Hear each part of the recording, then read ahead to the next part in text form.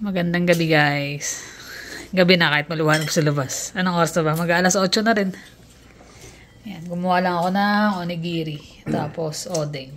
Japanese tsaka Korean yan dir. Tapos yung pinaglutuan ng odeng. Miso. So halo-halo na. Dito para sa Emma. huli sa akto kumakain na. Jonas, huli ka. Hindi na makapagsalita. Oh. Ayun siya, oh. Dumating na, Costco. Ang kanyang inaantay dapat na... Dapat bukas pa ito eh. Bilis eh, no? Na order. Parang ano parang order ka na sa Amazon Next day delivery. Ka-jacket siya, tsaka nakakaps. Galing kami sa labas actually. After namin kumain ng dinner. Punta kami ng Home Depot saglit. Binalikan namin yung yung red creeping time. Ang laki ng box. Laki ng box. Ayan. Pupusin lang pala yung laman. Plastic. Insta 4 360X4. Bago siyang gadget. Ano naman yan? Pinagbentahan niya kasi ng yung camera niya na... Anong model yun? Canon ba? Nikon? D7200. D7200. So, nabenta niya. Dinagdagan na lang namin ng konti. Maganda kasi yung action cam to eh. Daming magagawa. Nakaka-excite na nakita nga namin. Actually, yung lang talaga yung plano ko. Kung hindi ko nabenta yung camera, baka bumili ako na second na nag-GoPro lang. Para lang sa ano pangalan? Sa bakasyon. Para pag nasa airport na meron kang naka-ready na camera, di ba? Tsaka pag nag-outing kasi itong gamit namin, hindi naman pwede mabasa target, Yun, pag nag-swimming, yan. Pwede. Ngiti niya excited na din. Okay lang. Nakarapan siya nakakawin lang pero ang video pinapanood niya since kahapon, puro paano paano gamitin syempre. Pero ang ganda, no? Ang ganda ng mga pwede niyang gawin eh. May resibo kasama yan?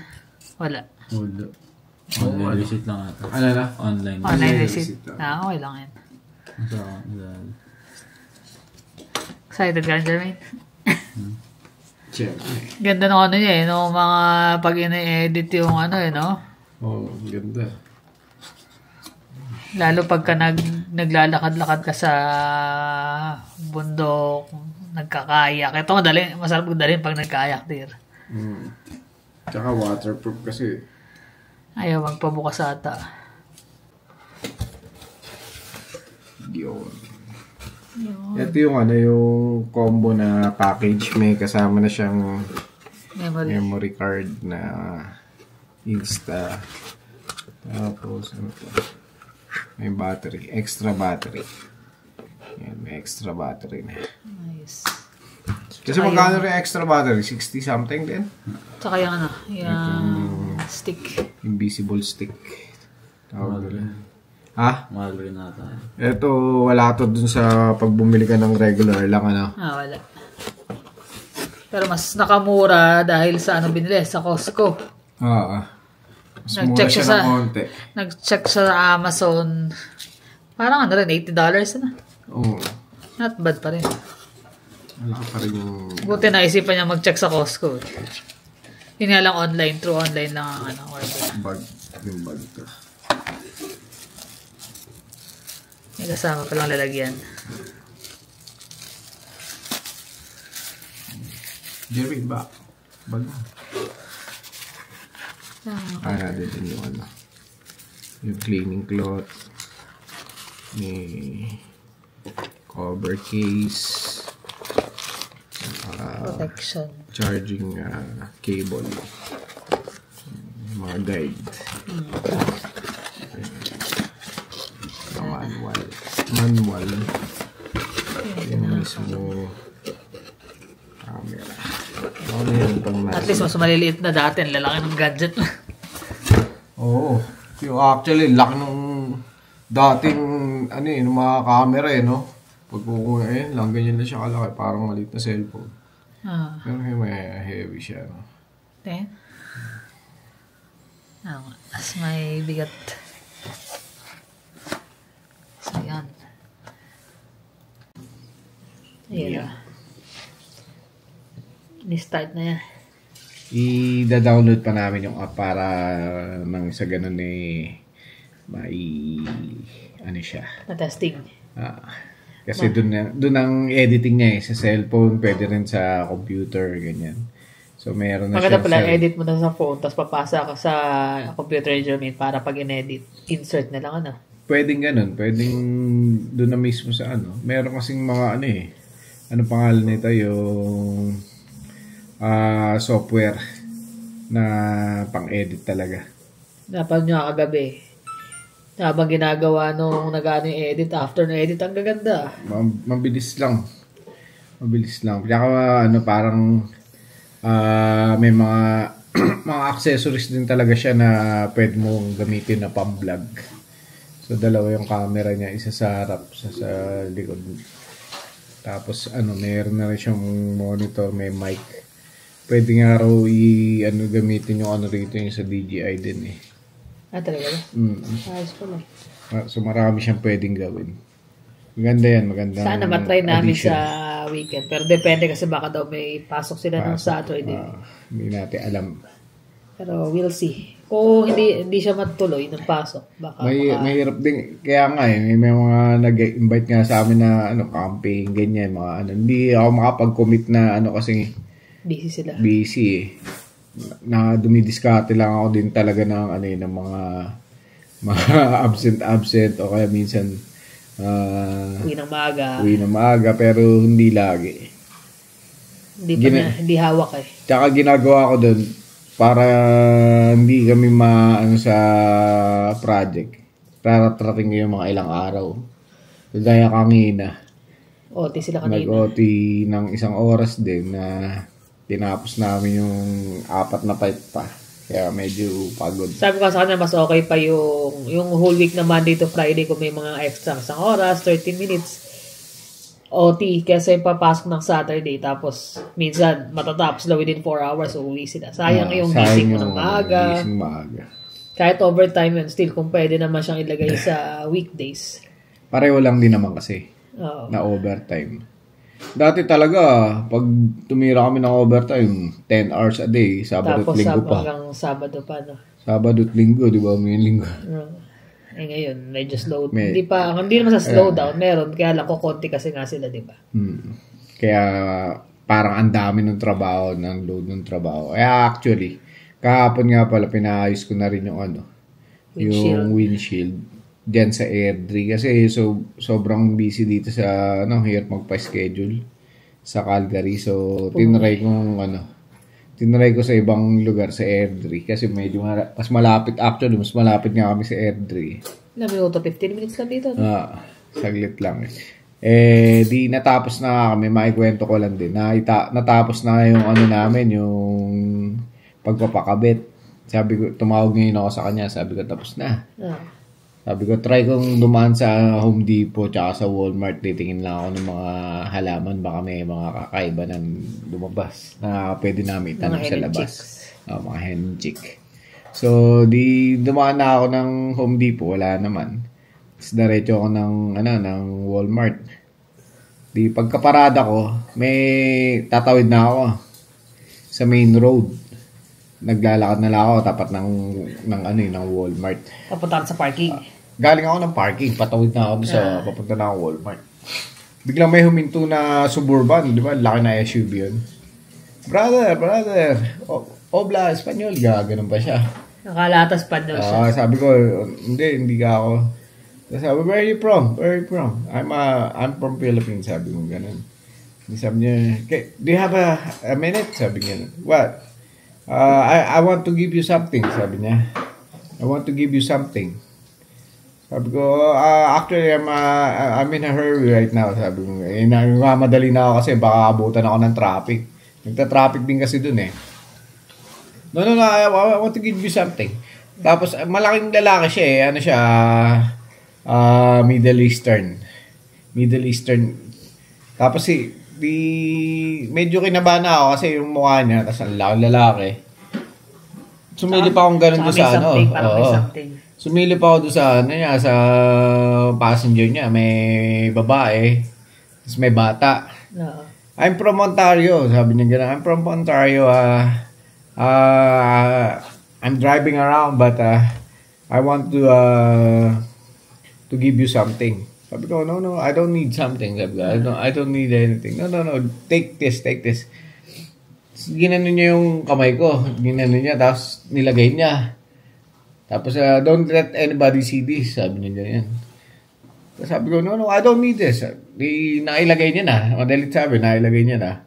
Pag ganun ko, puro ginto. Ginto na bracelet, ginto na kwintas, tsaka singsing.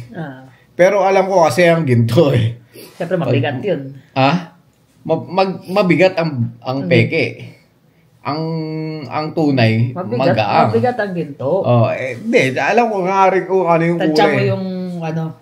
Alam ko yung tunay tsaka hindi. Di sabi ko sa akin, no, I don't need this. No. I want you to exchange for cash. Because I want to feed my wife. Nagta-traffic na. Kasi nasa gitna kami. Di napapatingin na ako. Sabi ko, scam to Scam. No, I want to give you that and in exchange for cash, my wife and my baby needs to eat. Ganyan. Kutya, naka-suburban kami, ginto ka. Tsaka bakit kung talagang totoong ginto yun? Punta ka sa mga bentahan talaga? Oo, kasi sa pawn shop. Siguro akala nga niya, makakaloko siguro siya. Mukha pala ako tutoy. Ibubudol ka pa din. Ako pa yung ibubudol niya, marami. No, I don't need this. Binaba ako sa driver, sa passenger seat niya. I don't need that, sabi ko gano'n. Tapos, no, wait, brother. Mga ganun ba siya? Tungawid na ako.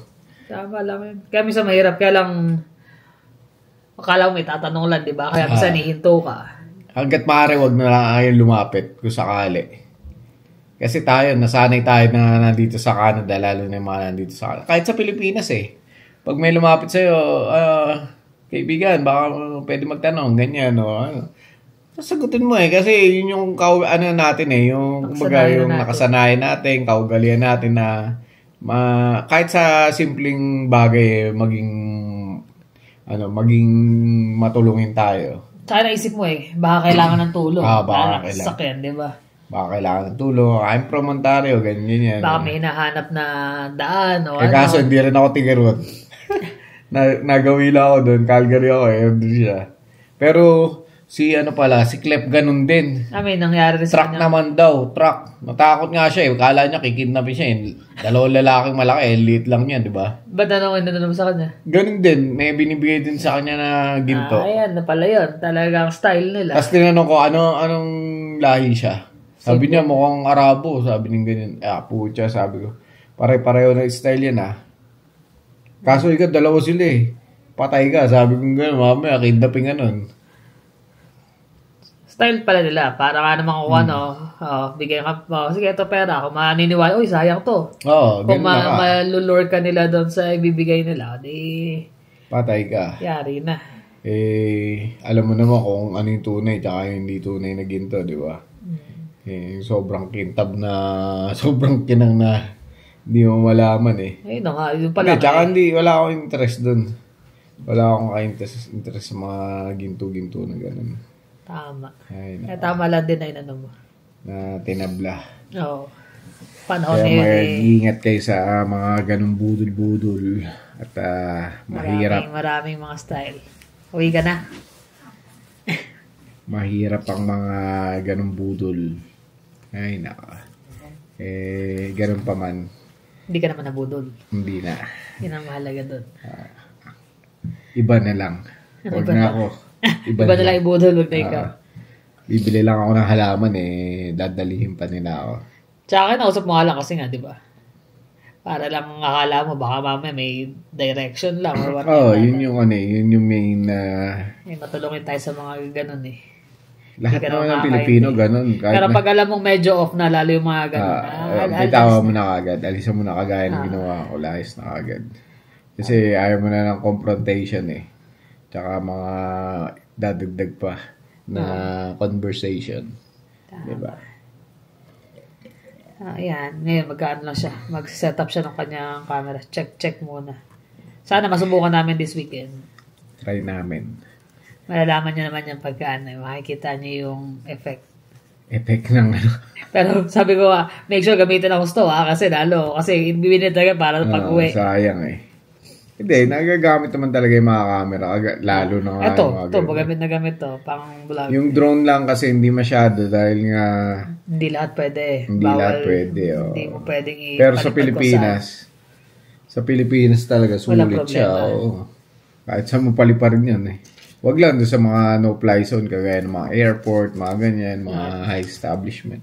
Sa mga dagat, yan, mga... Last na way namin, nadala namin yung drone. Yung ginamit namin sa dagat. Maganda siyang gamitin.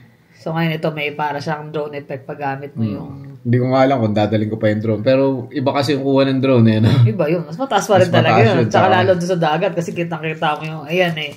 Yung hanggang reach lang nung stick. May effect lang pero yung nasa baba. Pero yung buong yun sa dagat, hindi kita. Yun nga, maganda eh. Tingnan natin.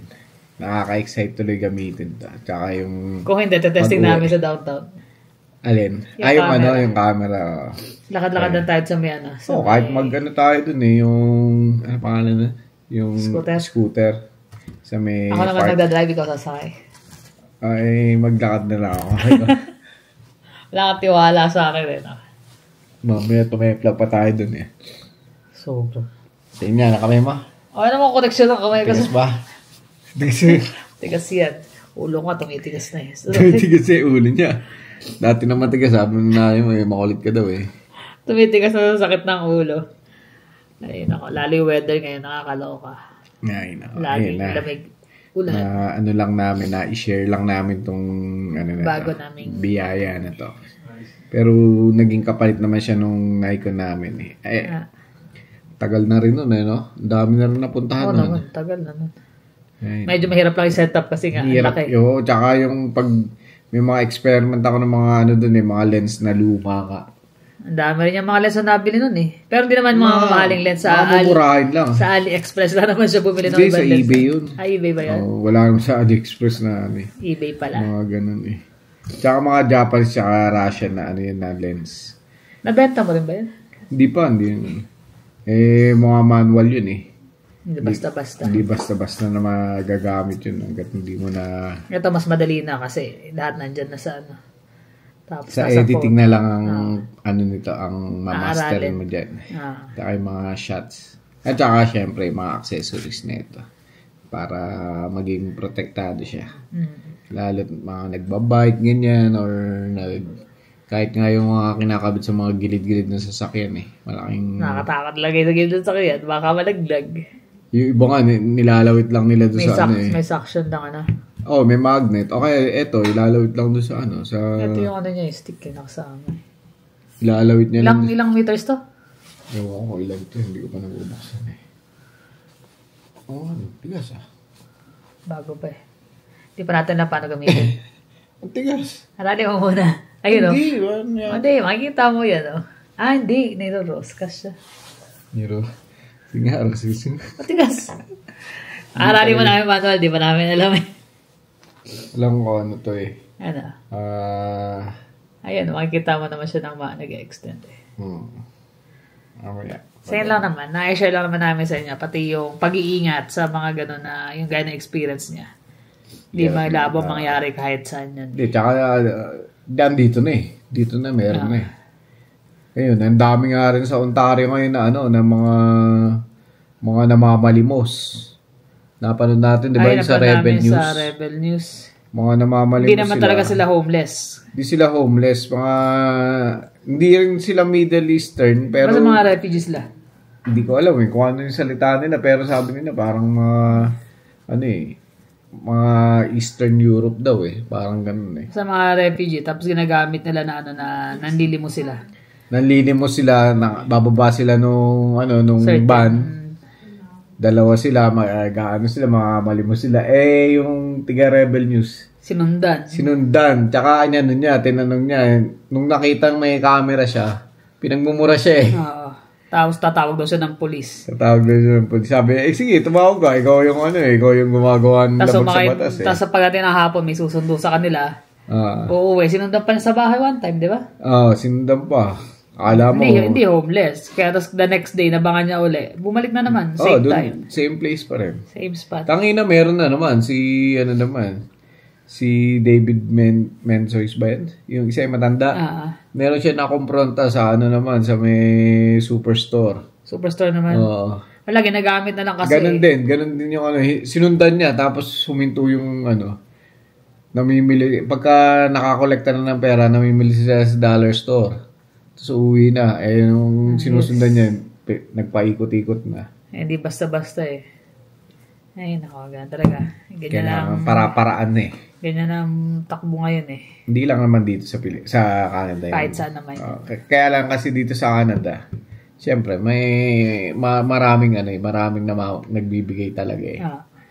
Kaya maging mapanuri na lang tayo. Kung karapat-dapat ba o hindi. Tama. So, yun lang naman guys. Kami magpapaalam na rin. At anong oras na. Pero, tignan, maliwanag pa na sa labas eh. Maliwanag pa.